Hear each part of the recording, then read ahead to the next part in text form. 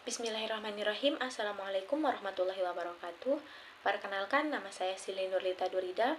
Program Studi Statistika semester 5 akan mempresentasikan laporan penelitian saya yang berjudul Analisis Pengaruh Kemiskinan dan Pertumbuhan Ekonomi terhadap Tingkat Indeks Pembangunan Manusia di Provinsi Nusa Tenggara Barat menggunakan regresi data panel.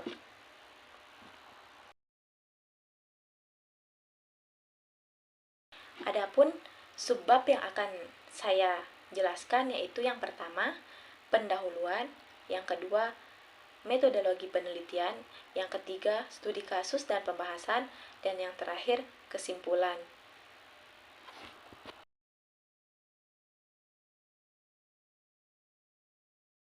Yang pertama yaitu kita masuk ke pendahuluan.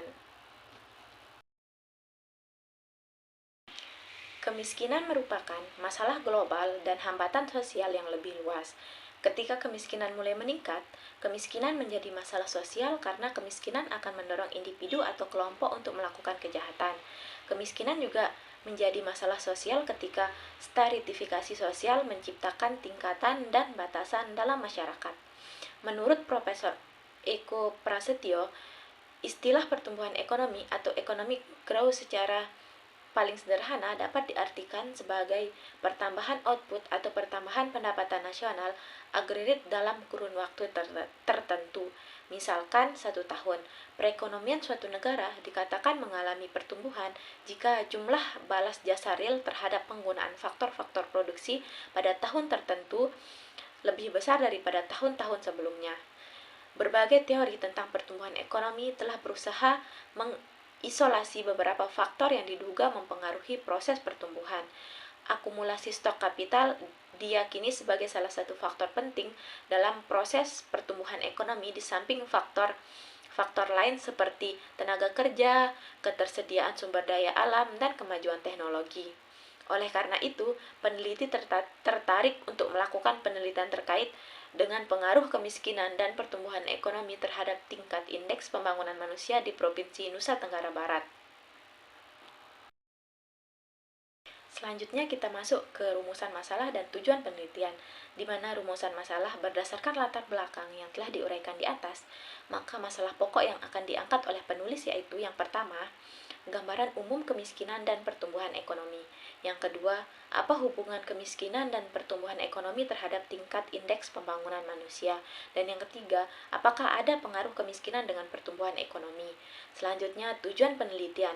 Berdasarkan rumusan masalah di atas, maka tujuan dari penelitian ini yaitu yang pertama, untuk mengetahui gambaran umum dari kemiskinan dan pertumbuhan ekonomi.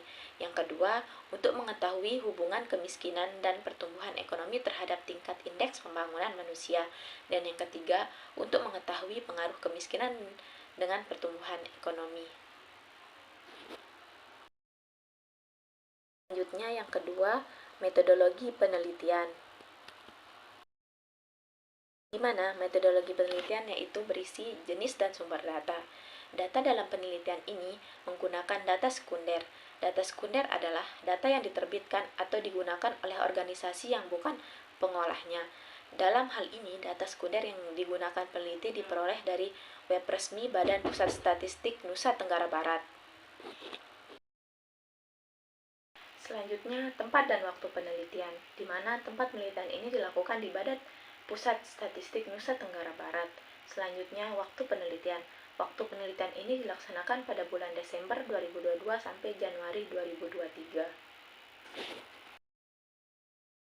Yang ketiga, studi kasus dan pembahasan.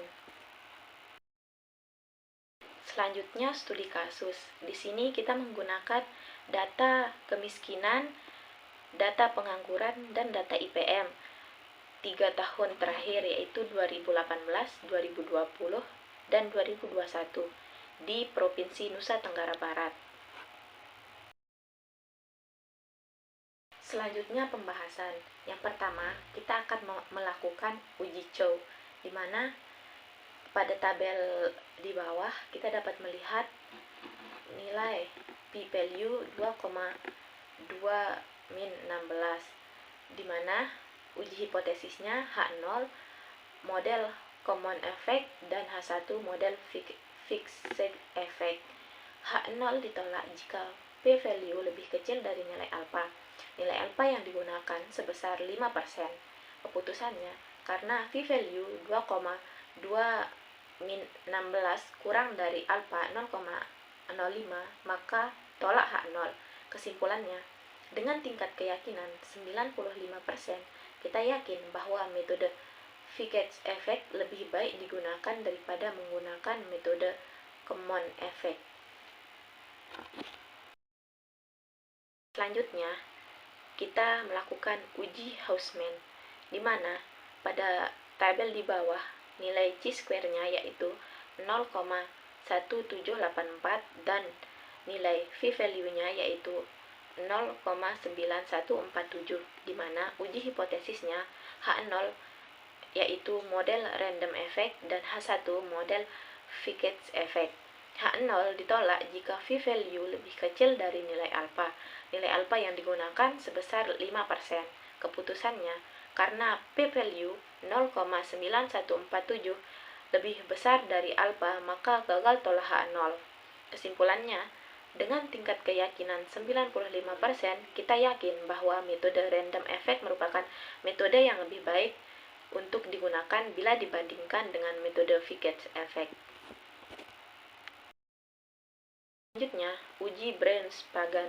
Setelah diperoleh model yang terbaik, yaitu model random effect, selanjutnya melakukan uji Brains-Pagan. Uji Brains-Pagan digunakan untuk menentukan apakah ada efek times atau individu atau bahkan tidak ada pada model. Ketika nilai p-value kurang dari alfa, maka dapat disimpulkan ada efek. Kita dapat lihat di tabel yang pertama, yaitu nilai chi-square-nya 23,741 dan p-value-nya 6,993,06. Di tabel yang kedua, kita dapat lihat nilai chi-square-nya 22,484 dan nilai p-value-nya 2,119-06. Di tabel yang ketiga, kita dapat melihat chi-square 1,2567 dan p-value-nya 0,2623.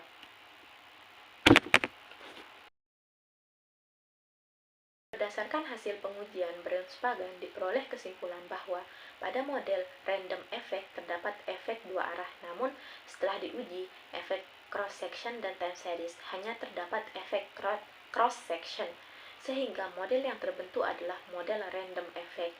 Terdapat efek satu arah, yaitu efek cross-section.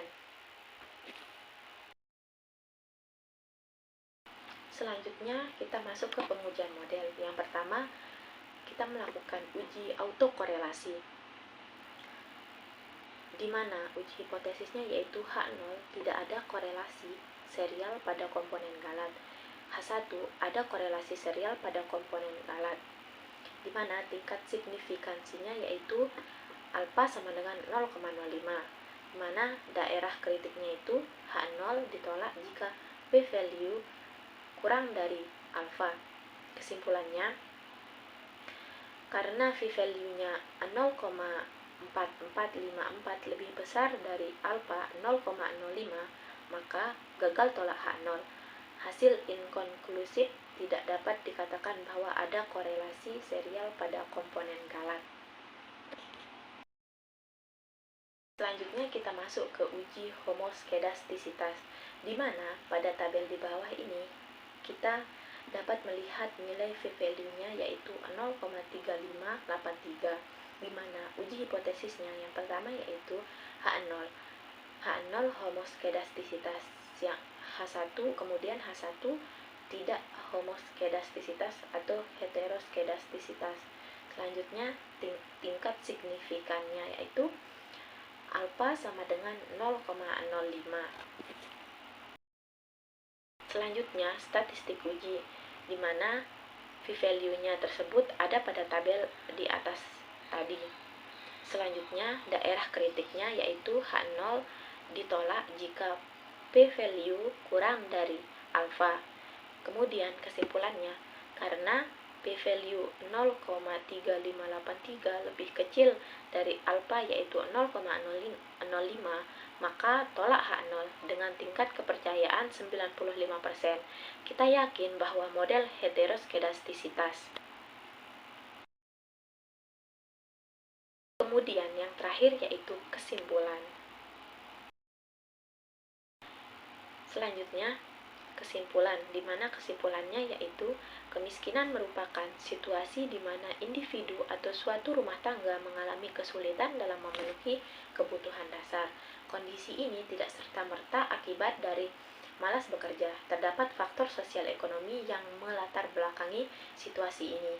Pada tahun 2021, Badan Pusat Statistik menyatakan bahwa penduduk miskin di Indonesia mencapai 7,55 juta orang. Indeks Pembangunan Manusia atau IPM didapatkan dari hasil pengukuran perbandingan angka harapan hidup. Jika melek huruf yang dilihat dari tingkat pendidikan terakhir yang ditamatkan dan kemampuan daya beli masyarakat untuk semua negara seluruh dunia, tingkat indeks pembangunan manusia yang tinggi akan mempengaruhi pertumbuhan ekonomi melalui kemampuan masyarakat untuk dapat berkontribusi lebih banyak dalam meningkatkan produktivitas dan kreativitas mereka. Sekian yang dapat saya sampaikan. Mohon maaf jika banyak kesalahan. Wassalamualaikum warahmatullahi wabarakatuh.